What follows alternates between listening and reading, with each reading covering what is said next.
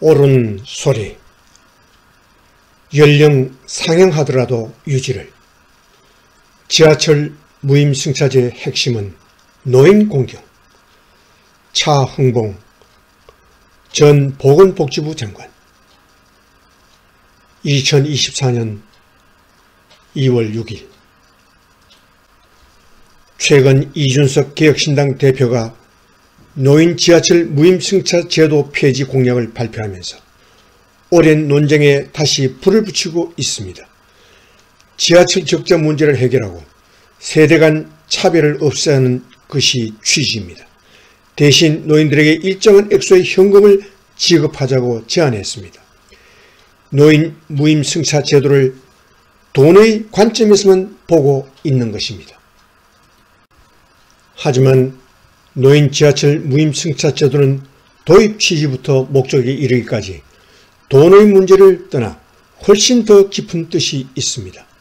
필자가 지금부터 45년 전인 1979년 이 제도를 건의한 배경은 돈의 문제보다 경로 우대 정신이었습니다. 당시 보건복지부 노인복지 담당 공무원으로 소련에서 열린 국제사회보장협회 회의에 참석한 것이 계기가 되었습니다.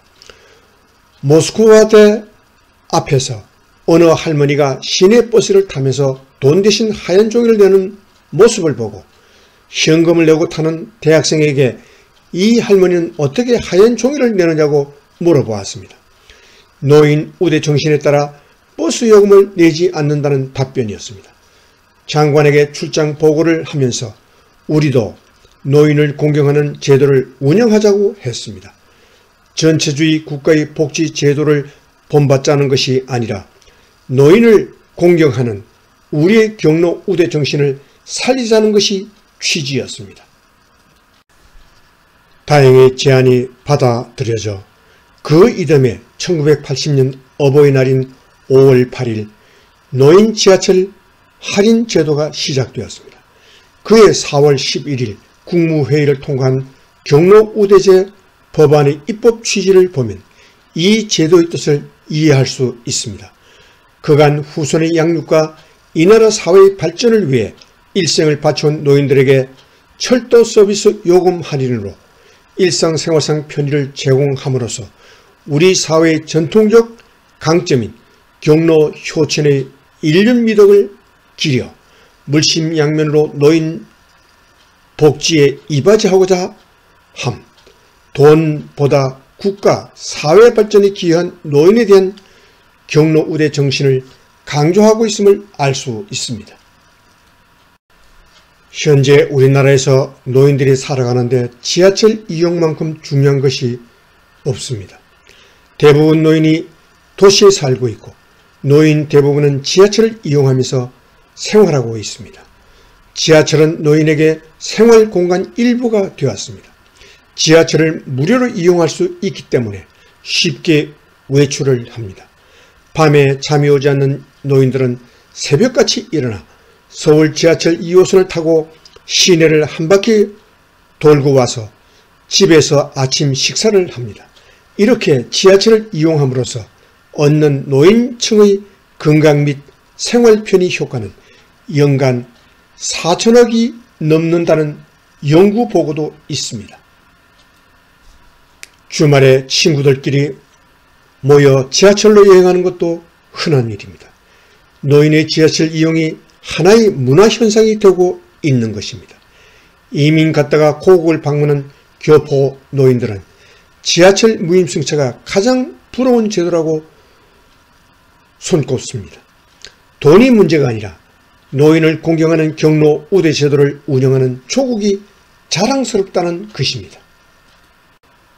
얼마 전 미국 뉴욕타임스는 우리나라 노인들의 지하철 무료 이용 모습을 크게 다루었습니다. 서울 지하철 1호선을 무료로 이용해 의정부를 지나 소요산까지 단풍놀이 갔다 온 이야기, 한여름 냉방이 잘 된 지하철 열차 안에서 피서하는 모습 등이었습니다. 미국에선 전혀 볼 수 없는 이런 풍경을 하나의 생활문화 현상이라고 했습니다. 이처럼 우리나라의 노인 지하철 무료 이용은 하나의 생활 문화가 되었습니다. 노인층의 지하철 문화도 또 다른 하나의 K-컬처라고 할 수 있습니다. 노인 지하철 무료 이용에 따른 경제적 논란은 다른 관점에서 그 해결책을 찾을 수 있습니다. 노인 연령 기준을 상향 조정하는 것도 하나의 대안입니다. 노인을 분류하는 기준을 달리할 수도 있고, 그렇게 할 경우 무료 이용자 범위도 조정할 수 있을 것입니다. 노인 지하철 무료 이용 제도를 경제적 관점, 세대 간 차별의 관점보다 훨씬 더 큰 문화적 시각에서 바라볼 것을 제안합니다. 출처 조선일보. 이상 2024년 2월 14일 아침에 보내드린 옳은 소리. 연령 상향하더라도 유지를. 지하철 무임 승차제 핵심은 노인 공경이라는 차흥봉 전 보건복지부 장관의 기고문이었습니다.